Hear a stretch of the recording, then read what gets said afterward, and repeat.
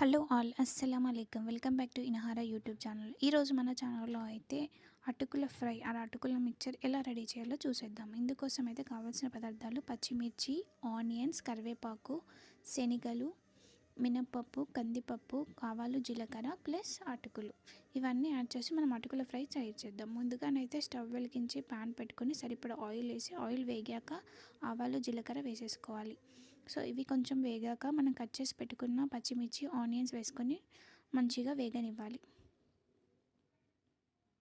So 3-4 minutes మనం బాగా కలుపుతూ ఉండాలి, మంచిగా మిక్స్ చేసుకోవాలి అండ్ బ్రౌన్ కలర్ వచ్చే వరకు వేగించాలి.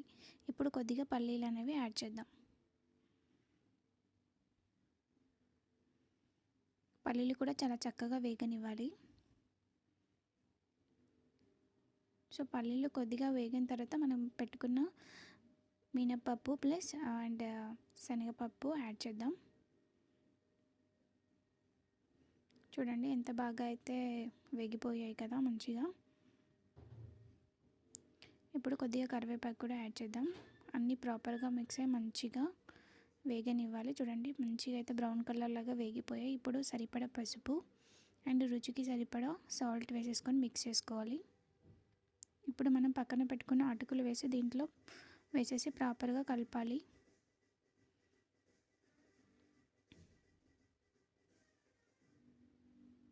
చూడండి మంచిగా మిక్స్ చేసుకోవాలి అటుకులని. ఫైనల్గా అయితే మన అటుకుల ఫ్రై అటుకుల మిక్చర్ అనేది రెడీ అయిపోయింది. చూడండి ఎంత బాగా వచ్చిందో. మీరు కూడా ట్రై చేయండి. నా ఛానల్ని ఫస్ట్ టైం చూస్తున్నట్లయితే సబ్స్క్రైబ్ చేసుకోండి. Thank you for watching.